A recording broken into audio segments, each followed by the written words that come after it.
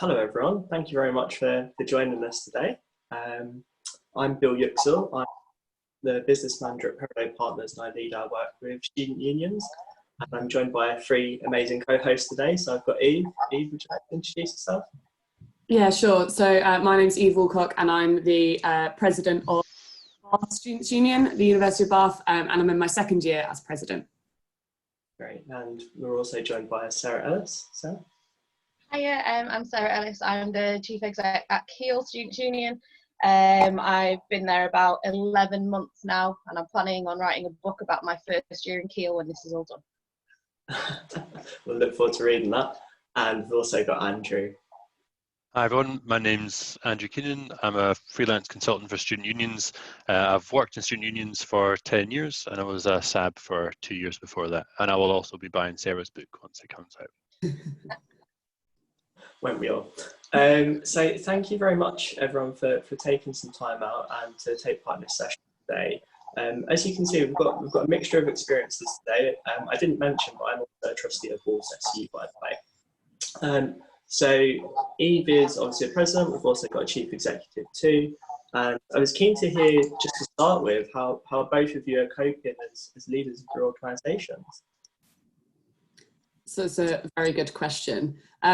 I've been talking to a lot of other SABs across the country, and it's just kind of wild that none of us would have predicted that this is how we would be potentially ending our years in office. And so on the one hand, sort of nothing prepares you because student issues always important, but the urgency and the sort of critical nature of them at the moment is a lot of pressure, and certainly as president, juggling officer team and being chair of the board of the SU, but also a governor of the university is a lot of things to have to think about, a lot of hats to be switching in and out of. So it's certainly a good experience. I'm sure coronavirus will be the example for all of my interview questions when I apply for jobs quite shortly.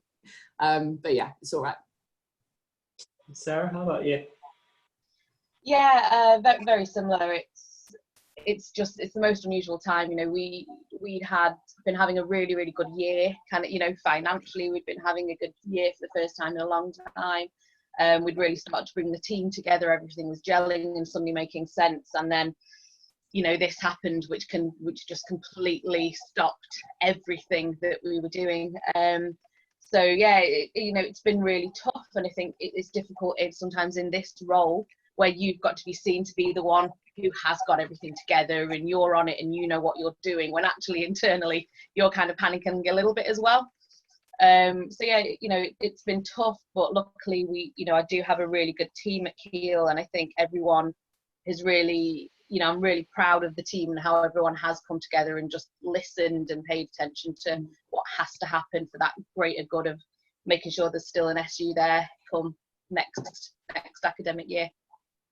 Really interesting. Thank you, Sarah. And one of the things that we spoke about, both when I spoke with you and also with Eve, was around that communication at the moment, how important that's been to communicate with your teams. I wondered if you each might like to share a thought about that. Yeah, so I think one of the things that my team found most useful was just, you know, and this might sound really obvious, but is that complete openness and transparency with them. So obviously we've had to we're quite a large commercial union, so we have a lot of income from that side. So we've had to furlough a lot of people in order just to try and sustain ourselves in the long run. And actually the staff they've been really good about it. They've been okay with that and really positive, but that's just because, you know, I just laid it out bare to them. This is what we're looking at. If we don't do this, this is why we need to do it. And this is how you agreeing with this would really help. And actually I've not had one, you know, I'm really lucky. I haven't had an issue with one single staff member complaining or moaning about it, or, you know, really questioning and getting stressed about it. And literally it's just because they know that I've laid everything completely bare for them. There'd be nothing to benefit from hiding some of the facts and figures from them at the minute. So that's been really helpful, I think. Great. Yeah. What about for you? Certainly from, I suppose, the student perspective, what was really clear almost immediately is obviously students are super anxious and they want answers because they want the reassurance.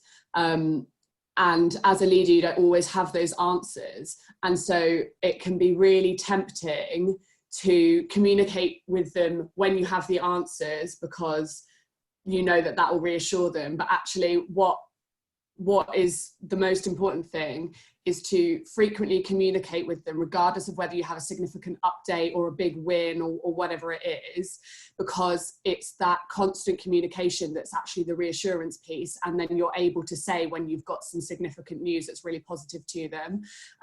I've seen some other examples in the SU sort of world from SABs who, like, it takes a lot of courage to do this, but, you know, a posting Facebook status is saying, guys, I'm really sorry, I don't have an update for you right now. I don't have answers. And that for me is actually the best thing, because it gives an insight from the student perspective into what it is like for you trying to negotiate and lead in the pandemic. And it's always better to be honest, and more often than not, when you do that, students are really understanding of it. It's the trap that some universities fall into of wanting to have all of their ducks in a row and all of the like information before they send it out to students, because everything's moving so quickly. If you wait until that point, more often than not, that information is then out of date by the time you actually go to send it out to students. So yeah, just humanizing yourself really, and frequent communication, regardless of how significant the update is. I agree entirely with Eve on that. I think, from thinking of my sabbatical officers, as that word you used, Eve, that humanisation of it really helps. And, you know, I think sometimes there can be a perception that because we're in the roles that we're in our SABs are in the roles that they're in, that they've got all the answers. We haven't at all. So it's just that real honesty of, you know, it's better to say, I'm really sorry, I don't know, you know, I'll let you know as soon as I find out, I'm working on it, than just to have that blanket silence, because that's what frustrates students. And we've certainly had really positive interactions on our social media when we have just put something out that says we're still working on it but we don't know, but we've still had a positive interaction because of it. So it is making sure that they know that we're all human in this as well, and have got the same struggles that the others, that students and staff have got too. Great. Thank you very much. I had a couple of questions just in relation to sort of specific areas for each of your SUs. And Eve, I wondered if you could tell us a little bit about the community group at Bath and stuff. It seems to be one of the really strong models of practice in that area at the moment. Yeah, sure. So just before we made the move to working from home, and we were sort of looking into the future and trying to assess, you know, what was this going to be like? Students were going to be moving home, all of that kind of stuff. The first thing that sort of cropped up in my mind was that we should be setting up basically a Facebook group for our students, because communicating to them via our Facebook page is brilliant, but it doesn't enable that more like peer-to-peer, like we're all equal communication to each other. It's much more like us giving the information and then people can just sort of comment on it. So we set up the Facebook group, and it got a large amount of students joining it really quite quickly. And I was really adamant that it would be a place for positivity and student activities, and that we wouldn't post our corona or COVID-19 updates on there. We wouldn't be posting photos of empty shelves and all of that kind of stuff. We wanted to keep the stuff that causes people's anxiety to increase out of that group. And so we don't post our updates in there. We don't use it for promotion of like SU stuff either. And what we've seen has been amazing. So predominantly our activities officer and our sport officer are leading on it, because naturally their remits have decreased much more than the more direct representation roles. And we've seen them doing pizza making tutorials, and our sport officer does a workout every day. We've seen our student groups, like it's been a brilliant opportunity for them to still do some student group activity. And what's nice as well is that them giving that activity is not limited to their own members, it's just for anyone who's in that group. So we've had Latin and Ballroom doing salsa lessons, we've had the Video Game Society offering up their like servers so that everyone can play online, Film Stock doing Netflix party, film screenings each evening, and it's been amazing actually to see how the student community comes together when there isn't a physical space involved, there's not a physical building, there's not a physical event like a happy hour on a Friday or whatever it is, but they're all coming together and getting involved in each other's activities. And it's been a real sort of oasis, I think, in the kind of apprehension and panic that's been surrounding all other aspects of their student life, especially academia. So yeah, it's been really brilliant. And as you say, lots of other SUs followed suit quite quickly, which was amazing to see. And I had a couple of people saying like, do you mind if we do this? And I was like, absolutely, like, go ahead, it's the best thing. And it just allows you that space to still be really like humanly connecting with your students. So yeah, it's been really brilliant. Really good. And one of the things when I sort of caught up with you the other day is you talked about how it's changed the behaviour of how students engage with the SU as well. I wonder if you could tell us more about that. Yeah, so this has sort of come off the back of some strategy work that we've been doing about sort of how do students see themselves in relation to their students' union. And a lot of the classic model, and this is the same for companies, I suppose, but the classic model is that students act as consumers of the SU's services. And if they want a change done, they will ask the SU to do it. But what the strategy work has been intending to do is move students from that consumer mindset to a citizen mindset. So instead of a consumer of SU services, I am an active citizen within my student community, and that students are the students' union. And so what's happened, especially with the Corona community stuff, is it's sort of leveled out the perceived hierarchy between the SU being up here and students being down here to look at this, we're all in it together. And the fact that students have agency over their groups. So it's not just our officers doing pizza making tutorials and workouts. It's just like an ordinary student filming a video about time management and working from home skills. And that agency that they're afforded makes them feel far more like citizens within a student community than it is consumers of our services. And I suppose it's also changed and helped the way that we're doing lobbying as well, because instead of us positioning ourselves as between students and the university, which obviously we are facilitators of their voice to the university. And so it levels out the playing field between us and students, and officers are no longer these sort of figureheads which they can feel a bit distant or dehumanized, but they are like connectors and facilitators of the student voice, and therefore the students are more understanding of us when we're doing our lobbying, if we get wins or we don't get wins, because we are just trying the same as students are to get that voice across. So it's been a really interesting shift that I don't think we could ever imagine that these circumstances would have been how we'd see that shift, but I just hope that we can continue that and hold on to that as we come out of lockdown and pandemic as well. Absolutely, and I'll be keen in a while to think about what learning we can do from the current situation that we're in, and how we can keep some of the innovations and services that we've built. I just want to go back in terms of giving students agency. It sounds absolutely fascinating, giving them the opportunity to post and everything else. I wonder just how you're keeping that group safe at the moment. Obviously, giving them power could mean that some people at the moment could be feeling quite vulnerable and could make posts that maybe would distress someone else or similar. I wonder how you're responding to that. Yeah, so initially we didn't have any moderation on the group, so people were able to just post as and when, which was brilliant. But partly because of this desire to keep it as very much positivity and activities focused, we decided maybe about a week in to moderate the content that was going up on there. And so our sport officer and activities officer largely do that. And that effectively means that we'll catch anything before it ends up on the group. But if there's someone who's actually like crying out for help, and to my knowledge, we haven't had any of those posts as of yet, but we would far more likely respond to that person or message that person and signpost them to the services in which that actually will be able to support them. And similarly with, some people wanting to do like big fundraisers or whatever, actually what we're able to do is signpost them to, for example, our RAG group, who are able to facilitate that fundraising. And so actually it's quite a nice portal to be able to signpost out.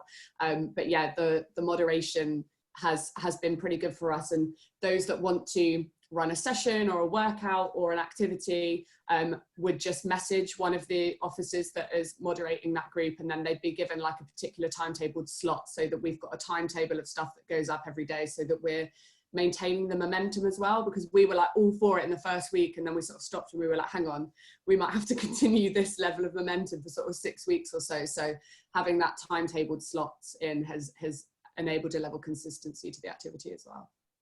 Great, thank you. We're going to take some questions at the end, if that's okay with everyone else. So what I'm going to do now is I'm going to move on to some of the things that Sarah was going to talk to us about, and then we'll make sure there's a bit of time at the end for any questions that people have.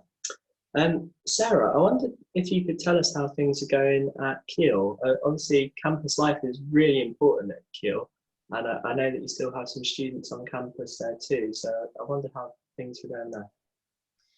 Yeah, we do. So for those of you that don't know, Keele is a campus-based university. Obviously, we do have students that live off campus, but the majority of ours live on that campus.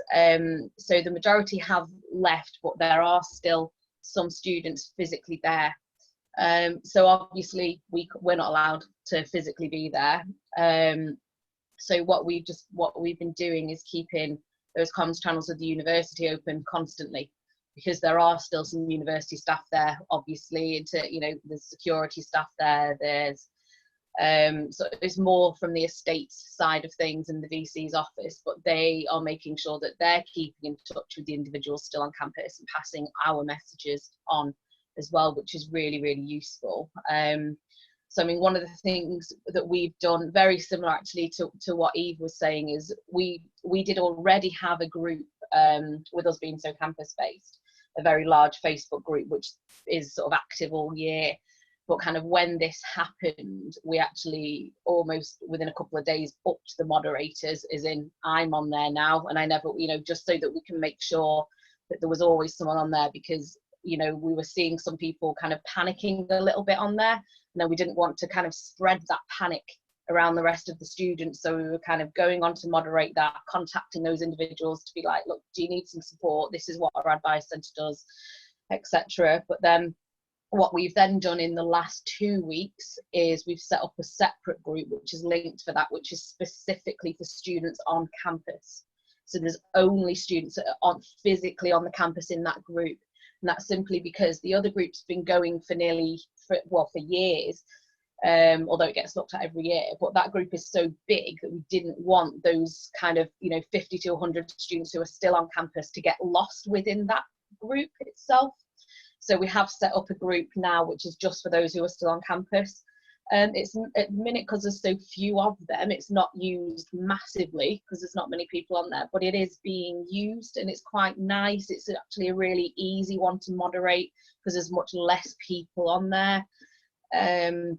So we've got the student services can see that, so they can post on there, for example, as well. We post about like the advice service, but largely we kind of just let them sort of talk amongst themselves on there, sharing recipes and things like that. So it's quite nice. It still gives them that community sense, and they know that they're not the only person on campus and it's really weird and apocalyptic. They know that actually there are people still physically around them.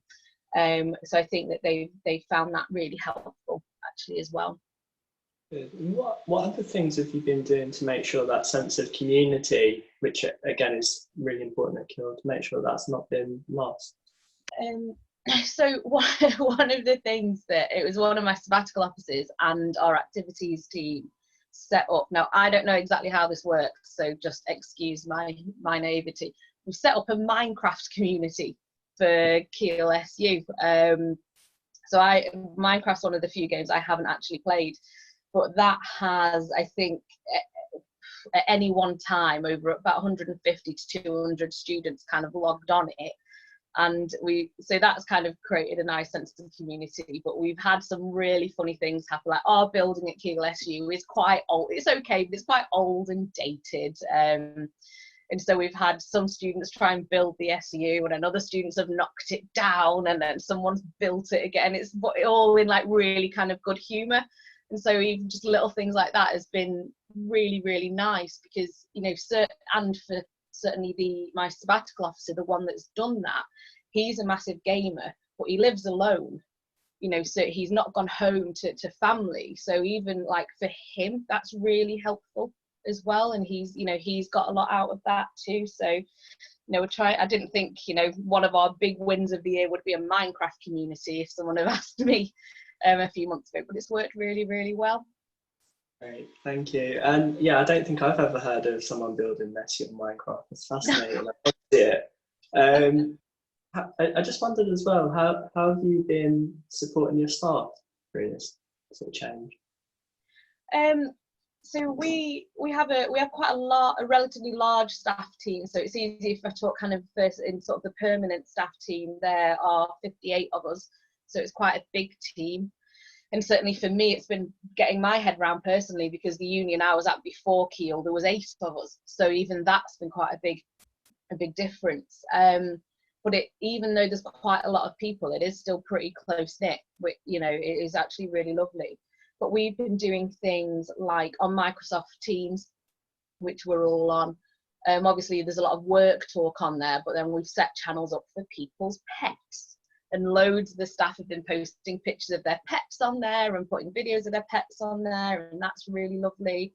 We've been hosting every Friday at 3 o'clock, there's an SU staff quiz, which probably gets about 20 or so of the staff on there, which is really nice. So we just host it on Zoom, and that's really good to bring people together. Even though at the minute I've got an awful lot of my staff team that are furloughed, you know, they can still check their emails and stay in touch for well-being reasons. So I've contacted them all, and this afternoon actually I've got a chat on Zoom with them, not about work at all, just literally who's seen the Tiger King, and you know who. So I'm sure that'll be fun. You know, what have people been doing? What rooms have you decorated? But just to keep that community going with the staff, and so that they don't feel completely left out. And especially, you know, I haven't got kids, but I know a lot of my staff who have got particularly young kids are really, really struggling at the minute. That it's like, just sounds like a crazy balancing act. So for them, even just being able to get, even if it's just half an hour, 40 minutes on Zoom with some familiar faces that they're used to seeing every day, I think just kind of, that's just helping with their well-being a lot. So that's the kind of stuff we're trying to do. Again, you know, there's nothing I've probably said there which is absolutely, whoa, I'd never thought of that. But I think just when you start and pull all these things together, it really does help to get that community feel, I think. Absolutely. And Eve, from your perspective, how have you been working with your fellow officers at this time? Yeah, so I suppose, so we're a campus university, though it's predominantly first years that live on campus, but all of us officers also live on campus. So we're actually all still on here, and, you know, like one of our officers couldn't go home because he's from northern Italy and it was in lockdown. One of our officers is from China, the other's from India, and she can't go home because the borders are closed. So a lot of the effects actually are hitting our officer team as immediately as they are hitting other students as well. But we try to catch up as friends as much as we are also working together, because like the pressures of work are so intense that there can be quite heated conversations that happen even within SAB teams about no detriment policy or whatever it is, but making sure that we're then able to separate ourselves from that and then like go for a socially distanced walk or like whatever it is. We have mentoring with our deputy CEO, and those sessions I think at the moment are in weekly, which is amazing. And we also have an external mentor who we're like chatting to on Skype, who's removed from the university situation, though she was a SAB however many years ago, and so like knows what it's like. So that's been really, really useful. And then similar to Sarah, really, like the staff, like we have a similar sized staff group, and we've been doing like just a lot of fun things. So we had an all staff quiz last night. Every Friday at 3 p.m. we have like a weekend warm up thing where people just literally like drop in and out of a Zoom call and chat about non-work related stuff. We've got a member of our staff team who's doing like a Guess Who quiz question each day with a random fact about a member of staff, and then everyone has to guess who that fact is about, which is wild, knowing what stories actually are in our staff team. And then I suppose student-wise as well, just touch on, and I think Sarah said similar earlier, but we've set up Teams groups for like PGT students, doctoral students, international students, so that we're trying to break down those cohorts as well and make sure that we're getting the most relevant information to the most relevant cohort. But yeah, the overriding thing within the officer team is making sure that we're spending time together as friends and as peers as much as we're spending time together as colleagues. That's great, thank you. I just had two final questions that I wanted to ask each of you, really, if that's okay. The first one was just, what types of things have you been considering in terms of helping to manage the ebbs and flows that people might experience going through the current COVID challenge that they're having now? Obviously, it's not unreasonable to say that we could be in a similar situation for a while, and people's, I suppose, the first couple of weeks have been quite high paced in terms of getting everything ready, and obviously that could sort of slow down a little bit. So I wondered, just from each of you, perhaps Sarah first, what your thoughts may be around that. Yeah, that kind of question is really difficult, and it's something I've been thinking about a lot, because we're all everyone in the country and in the world to some extent is sat there thinking, when's this lockdown going to end? When are we going to go back in the building? When can we all be together again? But actually, so that will be quite difficult for some people who have sort of weirdly will have got into a bit of a lockdown routine, and suddenly, it's certainly for myself, okay, I've got to start commuting again. I've got to suddenly add 2 hours of my day back on for driving, as you get used to not doing it. So I think people, as much as it sounds fantastic to go back to work, I do think some people will struggle a little bit with that going back to normality. But then conversely, we might get to a point, and we don't know, a few months later, where we have to go back into a lockdown again. So I think, again, it's a bit like I said before, it is that openness and transparency with everybody. And yes, when we go back, it will be wonderful, but let's get loads of different staff meetings in, and let's just be really honest about this and say, this is great, guys, but actually let's not get too ahead of ourselves and too overexcited about everything, because we need to put some contingency planning back in place for if we have to go back into this lockdown again. So let's not let these amazing groups that have been set up completely disappear. Let's keep that Minecraft community going.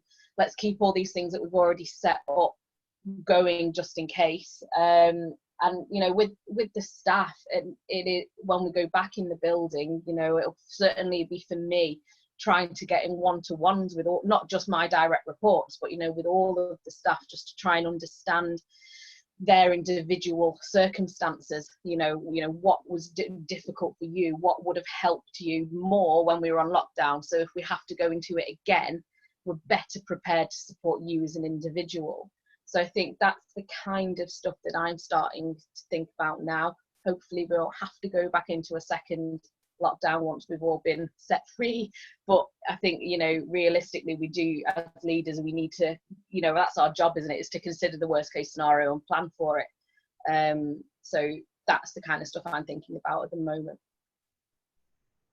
Yeah, I think it's, thank you, much the same for us. And I think, like, and Sarah, you said it there, it's as much about like the kind of culture that you're setting within your organization that allows people to be themselves, if you see what I mean. And our CEO sent a long email to staff that he effectively was like, our motto during this time is 3 words, and those 3 words are, we trust you.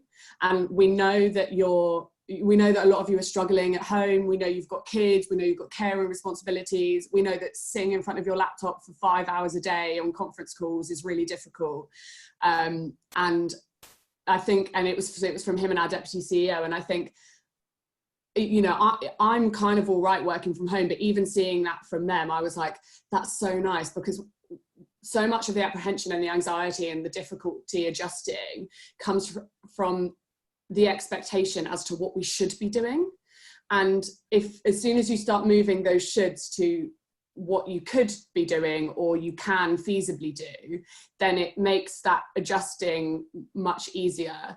And I think that culture, if it's set now, will help if there is those ebbs and flows of, okay, we're going back into work, oh no, we're not again, or whatever it is, because you feel like you're being trusted to just do the best that you can, and that actually the management of your organisation value you as humans first, and then you as staff second, if you see what I mean. So the human bit always comes first, and I think as long as you've got that kind of grace within your organisation to be able to do that, then that would help with the ebbs and flows. Thank you, and thank you both. Just one final question from me, and then I'll let some other people ask some questions. You both kind of mentioned in passing about keeping some of the practices being developed, and I'm just keen to hear your thoughts in terms of how we could use this time to innovate and make sure that we emerge as stronger student unions.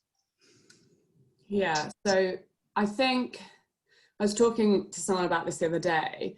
Because everything's so fast-paced and feels very urgent and critical at the moment, I think it's really, really important to recognise and record those moments where something has worked brilliantly well that you know will be important in the future, because otherwise you just move from urgent issue to urgent issue and you don't take time to reflect on actually the mode of operating that you're doing, and therefore what works. So for us, that consumer to citizen thing, we'll be trying to focus on that longevity, and the online provision as well. We've got Bath has started up a few online courses in the past few years, and we've always been saying, how do we engage with those students, those distance learners, and that utilisation of student talent and allowing students to share their skills with each other and creating spaces for that.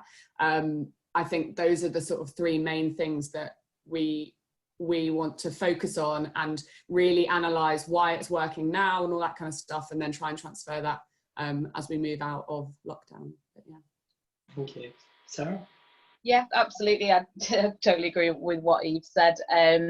You know, one of the questions that always people seem to get stumped over, and I've been stumped over it, is, well, what do we do for our distance learners? What do we do for our off-campus students? And we kind of scratch our heads and debate over it for weeks and weeks, whereas actually we've just set up communities, because everyone is now an off-campus student or a distance learner, and we've set it up within a week, and they've been working really well, and they're kind of tried and tested. So I think we'd all be missing a trick if we went back to, when we go back to the new normal, we don't carry on these online communities, and actually they could be really powerful for our off-campus students and our distance learners. And so I think it's really, really important that we keep that going, because we've accidentally answered an age-old question really about interaction with the students that aren't physically in our building.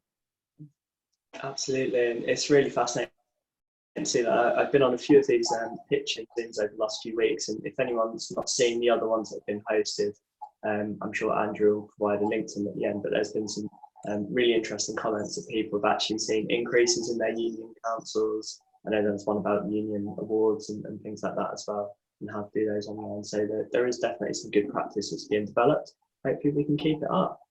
I think that's everything that I had prepared, and I'd be keen to hear if there's any questions or comments from delegates in the room.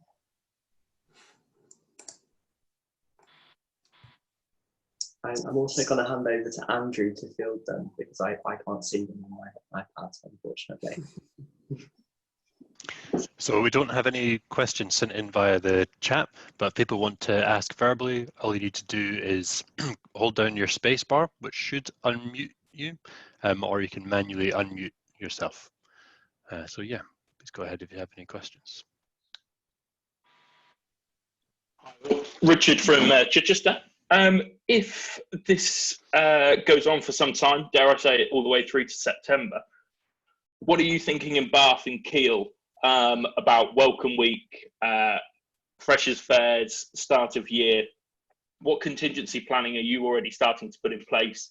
Communication and comms are you having with your university?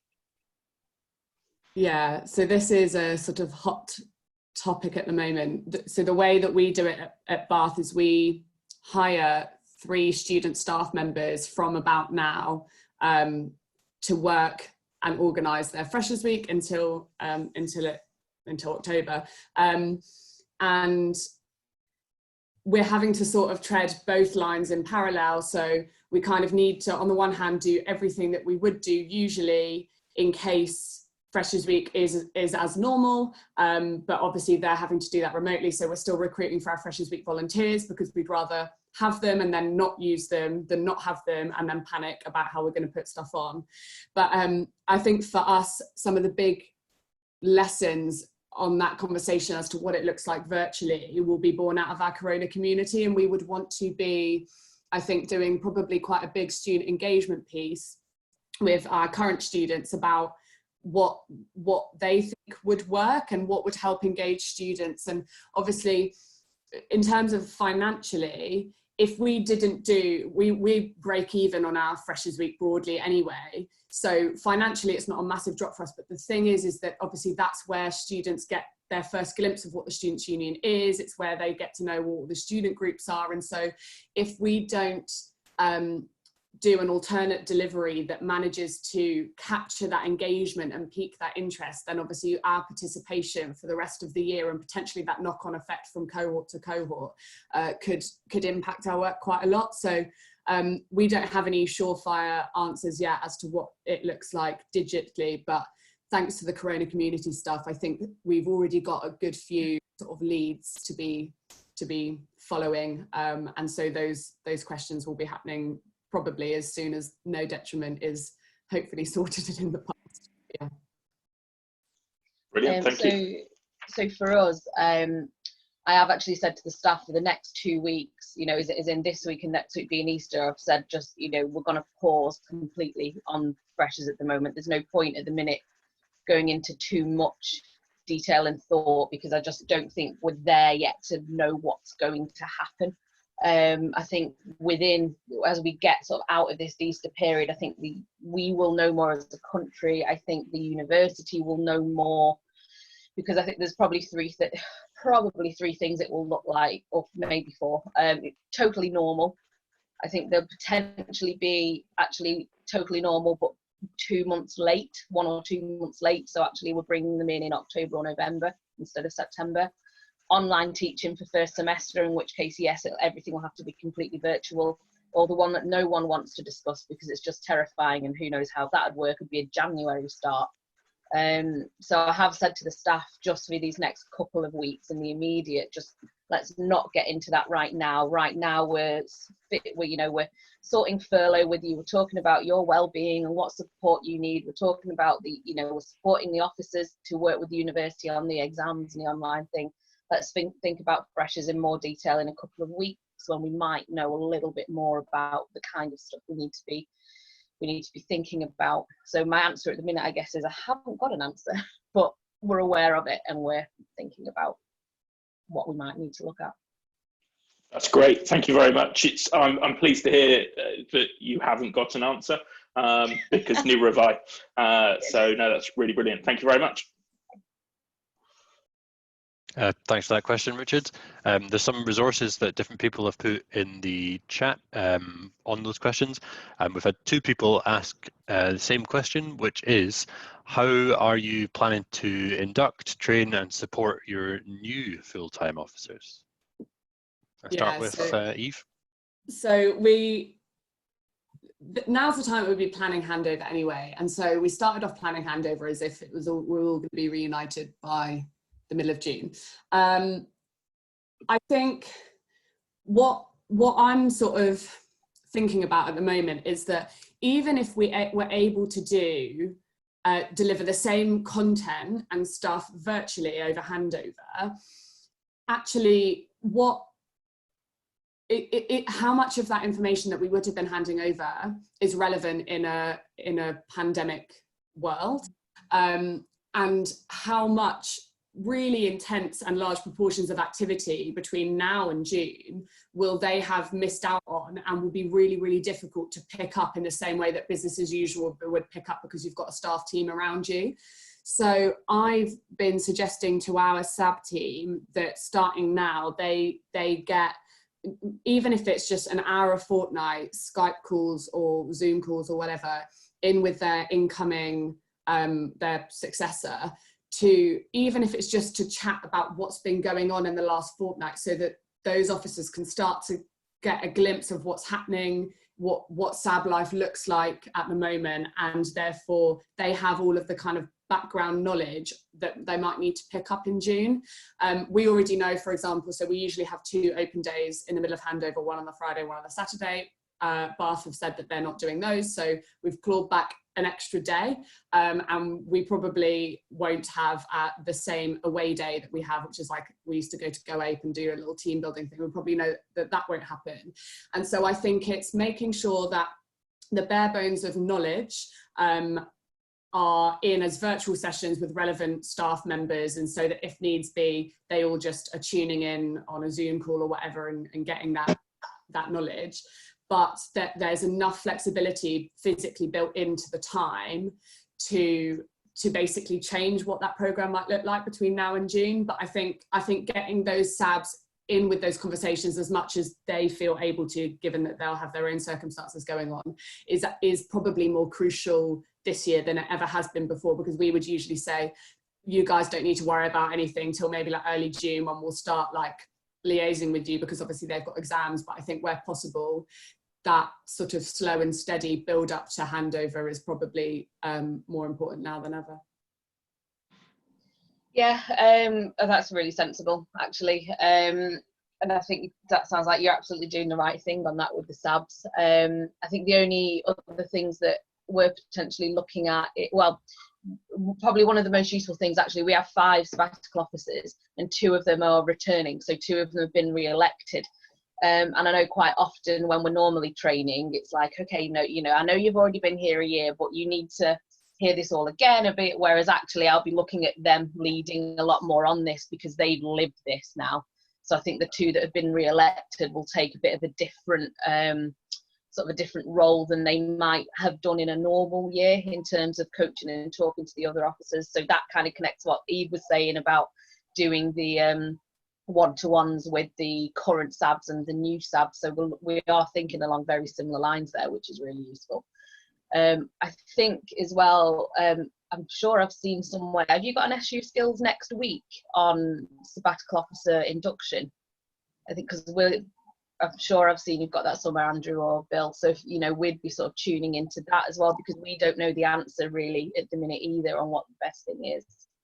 So we don't have a specific pitching session on that scheduled yet, but there is a package I'm working on with a couple of other consultants. I'll keep the plugs minimum until the end, so I wouldn't. I thought I'd seen there was something next week on officer induction.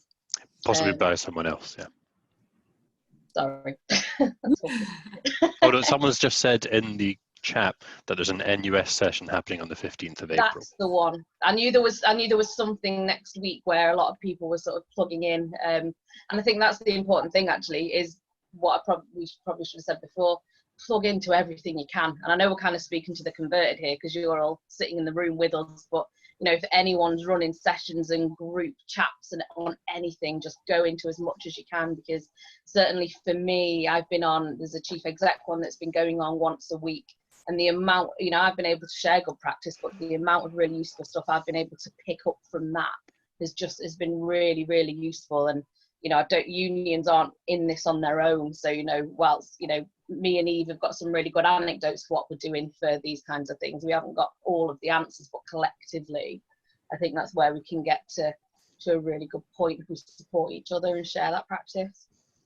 That is a really interesting point that you're making there, Sarah, as well. And in my role as a trustee, I've taken the opportunity to write a letter to staff and also to encourage them to take part in a lot of the cross-sector activity that's happening too. I go in and brief with a lot of different student unions, and it's not uncommon to hear that on a regular basis, more than 50% of staff have never visited another SU or spoken with someone from another SU. And whilst the sector is very collaborative, there are maybe a couple of SUs that could develop a little bit further in that way, or maybe it's just not extended to the whole team. So, the people that are in the room today and that regularly take part in these, I would really encourage you, maybe try and get someone else to join in next time as well, or to take part in one of the other sessions that are ongoing. I think sometimes quite a lot of the collaboration between student unions is quite transactional. It's either just like, all right, here's some documents, or we'll swap them documents, but not necessarily 2 or more unions saying, right, we have a shared problem, let's allocate a bit of resources or a bit of time to come up with a solution that we can all apply. So I think there's quite a lot of kind of deepening of that collaboration, which should be done and probably has been accelerated by this whole crisis. Cool. So we've got another question. I think we've got time for a couple more. Lauren has a question about expectations of engagement over summer. Lauren, if you've got a mic, would you mind unmuting yourself and expanding on that a little bit, please? Yeah, hi. So I look after student experience at Coventry. And like you guys, we've been scrambling to get a schedule of online activity running. We've got a lockdown lounge, which is a Facebook page just like you guys, which has been working quite well. And we've really been encouraging that to be as student-led as possible. So our sports teams, our societies and our volunteers adapting what they would be doing in their sessions and doing it online. But I'd be interested to know from you guys, obviously, when we were living in our normal world come end of April, start of May, that realistically would have died down. People would be in exams, they would be going home, and that sort of that engagement would sort of die over summer. But I'd be interested to know how you're expecting these coming months to look. Are you still expecting your staff to maybe be picking up more of that engagement, because we can't necessarily expect those students to? They probably are. That engagement will die off as well.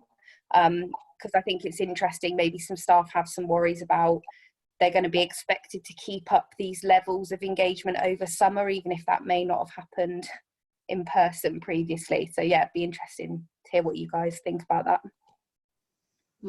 That's a really good question. And I suppose my initial thought is not really sure what the expectation is, because I'm not really sure what to expect. But I suppose a lot of that would depend on the extent to which we still knew that there were students either living on campus here or still in Bath away from home, because I think that's where they need those online communities far more. And I suppose potentially there's a role here for incoming SABs, especially if they have to start remotely, that because they're so close to what that student experience is, actually there's quite a nice transition in there for them to start some of that student engagement in their roles too. But beyond that, I'm not sure, to be honest with you, because I just think it's so difficult to predict what the trajectory of this is, and as soon as you think you know what's going to happen, it will change. So yeah, not sure, to be honest with you. I don't know if Sarah has any wisdom on that one. I'm really sorry, my internet just completely died, so I disappeared. What was the question for that one? Sorry, guys. That's okay. Sorry, I was just talking about how we've got our student engagement in a really good place at the moment, and we've got a lot of student-led activity going on in our Facebook page. But come end of April, May, that is probably going to die down just like it would have in real life, and we're probably going to lose that engagement. So it's more about expectations for staff. Are they expected to sort of keep up that level of online engagement over summer, even if that may not have been realistic when we were living our normal day-to-day lives anyway?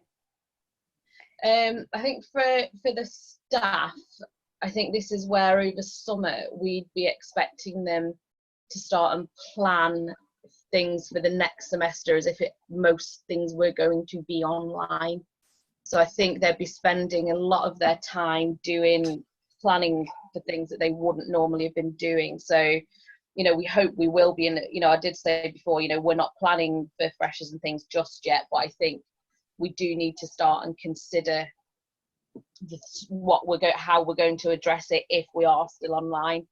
And hopefully by May we will know quite a lot more by that point of what they should be doing, whether they're sitting at home and planning for business as usual because we're going back in June, or whether they're sitting at home planning for a complete online induction.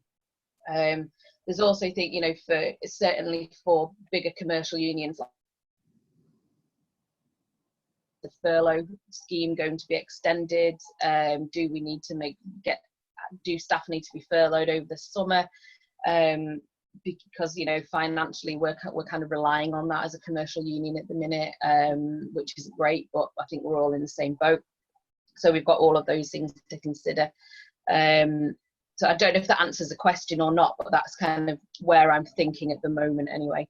Yeah, so you're still thinking more about planning than necessarily trying to keep up those levels of engagement, because Yeah. I'm not sure how realistic it is to keep up that level of engagement all summer. Absolutely, yeah, and it's about being realistic, isn't it? It's like on a normal summer, a lot of the engagement falls, which we expect. So I don't know why we would expect it to be massively different, even in this what we're living in. And actually, we could be more powerful putting the effort into the planning for the next cohort, and still, still keeping those groups going, but it will need less input than they do at the minute. Yeah. Okay, great. Thank you. Okay. Okay, thanks all. We had a question which has sparked a bit of good discussion in the chat from Thomas Rolls, who is an incoming full-time officer. So Thomas, if you've got a mic, would you mind just unmuting yourself and saying what kind of questions you have as a sabbatical officer-elect? Hello. Hello. So I am the incoming education officer at Huddersfield Students' Union. I like the idea of Skyping the officer. I've already messaged the officer in question, who's going to go talk to someone in the SMT, because I'm currently furloughed because I'm a part-time member of staff as well. So we don't know if that breaks the furlough or not. But when it comes to actually taking post, and we might be taking over remotely, I don't know what I don't know, if that makes sense, because I'm not a sabbatical officer yet. And the thing is, if I'm not in the office sort of shadowing someone for those 2 weeks, there could be a lot I miss, and I don't know if I'm going to miss it or not, especially, and then if you think we've got the July and the August before term starts, which again might be remote, I still don't know what I don't know, because I'm not on the ground experiencing those things. So what could you suggest for me as an incoming officer to make sure I know these things that I don't know? So I think from my perspective, and this might sound really simple, but the biggest thing that I found, like the absolute foundation that you need as an officer at the start, is not necessarily knowledge, it's relationship with staff or with key people. And so even if for the first 2-3 weeks when you're in post and say it's remote, if all you're doing is just chatting to people and getting to know people, that will serve you in such good stead, because you will feel able to ask questions, and also just that time with people, which is obviously what you would get in the office, is where they will hand over like their knowledge to you as well. And so for me, that relationship predominantly with your SU staff members, but also with key people within the university, is so key. And I would expect, they work with a turnover of SABs every year, and so they know that they have to switch back to basics when they're talking about issues, and they will be even more cognizant of that, I'm sure, given the particular circumstances. But the I don't know what I don't know thing is something that I was quite anxious about when I started. And so what I did initially was just 2 half-hour slots on a Tuesday and a Thursday with my chief exec. We would just sit down and we would just chat to each other. Even if we didn't have any particular updates, it was half an hour on a Tuesday and half an hour on a Thursday that I knew that I was sitting in the room with him. And then he would be like, oh, I had this meeting with whoever, and we'd start talking about it. And it just really treads those lines of communication well and keeps those doors open. So for me, relationship is the biggest one. That's the foundation where knowledge is able to be built on. Yeah, it really is. And I think the fact that you're on this call and you recognise that there'll be things that you don't know, you've kind of ticked off step one, definitely, like without a doubt. And I think that's a really important thing, to recognise there'll be things that you don't know. And even, speaking to the outgoing education officer, their take on their induction, it will be good to hear, but actually it's going to be completely different for yourself. And so I think it's about owning that situation, because there's no other sabbatical officers that have experienced what this current incoming lot are going to experience as a new officer. So obviously we've got the current officers who are experiencing it right now, but in terms of starting that time in office, you're the first one who will experience it. to kind of own that situation, and just that recognition that there might not be an answer to that question. But as Eve said, if you can build all those relationships up, I think that's the key there. Make sure you're getting time to speak to the senior people within the university. Make sure you're connecting with other officers, say joining in on things like this, because actually a lot of us don't know what we don't know at the minute. Even those of us who have been in the movement for years, we're all battling with that at the moment. So I hope that helps a little bit. But certainly, just being in the room today is a real positive. Yeah, I wanted to say that's so refreshing to see a SAB being so, not even a SAB yet, you're not employed yet, but being so proactive to try and learn and be ahead of the game. So I think just that attitude will take you really far. So that's really positive. Thank you, everyone. I really appreciate it. Great. That was a really useful discussion, and there's some really useful stuff in the chat, so I recommend people have a look at that as well. Just from my own point of view as a former SAB but a former staff member, relationships incredibly important. I think probably almost equal is the idea of agency, which I know Eve was talking about earlier in this conversation, and that if you know what you want to achieve, that will help you frame which relationships you have to have, what your priorities are going to be, and so on. And it's really important that each officer thinks of themselves as that kind of active kind of change maker. So they are not a pawn being moved around by other committees and other people who are just kind of replying to emails and going to meetings and so on. But if they know what they want to achieve, then they can understand how to kind of structure their year and prioritize their time. I'll take just one last question which came online, which I think is a very kind of live one, particularly for Eve, which is officers are under a massive amount of pressure. What can and should we be doing to support officers and prevent burnout? This is tricky, and it's tricky because generally officers are the kind of people that just want to win for students, and sometimes at the detriment of their own physical and mental health.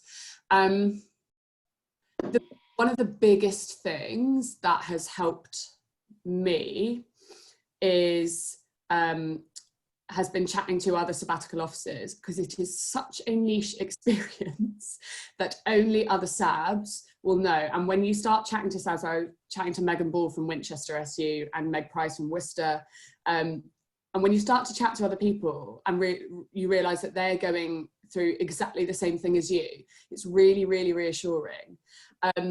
I think the other thing is for people, and whether they be staff members or friends or family members or whoever it is we need space to vent and space to rant. And actually when we do that, more often than not, we're not asking for advice or we're not asking for solutions. We don't need to know how you would fix it or how you think we could fix it.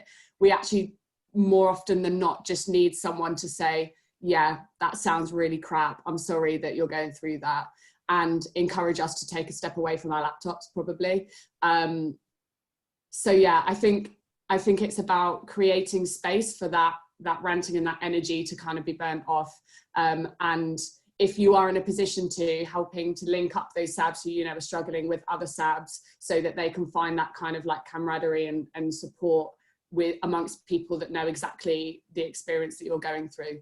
But yeah, it's about creating space, to be honest with you, and being kind, allowing them to be kind to themselves and going, it's okay that I feel frustrated, it's okay that I feel like this, and yeah, just to pace it, because it's not like we're running a marathon at a sprint at the moment, and so to take that time away and to encourage SABs to do that and give them the permission to do that as well, I think is really important. Absolutely. I think one thing I would add to that as well is just that we all collectively need to be mindful, whether that's as officers, staff, trustees, or just people that work with SUs, that I think almost every single officer, the context will have changed quite dramatically and significantly in comparison to the manifesto and the platform that they wanted to stand on. And we should be mindful of that across, certainly for the first couple of months, but across the year as well. I think from a staff perspective, in terms of supporting the officers, certainly just made me laugh even when you said about a space to vent, because I've literally every so often I'll just have the Teams or a Zoom call with one of my officers, and all they want me to do is just sit and listen and smile and nod, and then they kind of feel better that they've got it out there. Like you say, they're not necessarily looking for advice or for the answer, but just knowing that they've got a bit of a safe space where they can just go, oh my gosh, what's going on, is really helpful. I've also been, supporting my officers. I've certainly got one who's got so much leave left, and trying to have that discussion with, it's okay to take annual leave at a time like this. Your well-being is just as important as the students, and if you've burnt out, you're not going to be able to help the students anyway. So just trying to get across that importance of looking after themselves. I mean, I'm on annual leave next week. Obviously, the staff can contact me if they need support or something urgent, but again, I need to take a step back as a CEO, because I'm a human being at the end of the day, as we were saying right at the start. And so it's important that we're all looking after our own well-being at the same time. And it's about speaking to each of those individual officers and what they need, because all of their needs are going to be very different. So I've certainly got a massive span of what one officer needs and another one does. My education officer last week, who I think has definitely been the one who's had it most intensely, she'd put on her Facebook last week, guys, I'm signing off. It was on Friday, and I'm signing off for the weekend. I hope you found what I've done really helpful, but I really need to get some space for myself. So she was just dead honest and upfront, and the amount of positive responses that she got was amazing. Students just thanking her for it. Oh, make sure you get a rest, look after yourself. So, students do recognise that officers are people as well, and also need to take the time. So again, it comes back to that human and honesty kind of thing, in that they need to take a rest, and we need to take a rest as well as staff. Thank you. I think that's everything we have time for today, but thank you, Sarah and Eve, and also Andrew, for hosting. It's been great. Thank you for your sort of transparent leadership that you've talked us through today. Thank you. Thank you, guys. Stay safe. Yep. Thanks everyone for taking part. And just before I wrap this up, the video will be made available on the SU Skills and Peridot Partners YouTube channels, hopefully just by the end of the day. We will send out that and any other resources and useful links from the chat log. And yeah, keep an eye out for future pitching sessions. Taking a bit of a break over Easter, as everyone should, but upcoming sessions probably around how to keep your sports teams going over the summer, and how to kind of communicate to your staff what has changed around your high-level strategy and financial planning. Yeah, thank you everyone, and have a great holiday. Thank you very much. Cheers. Thank you very much. Bye.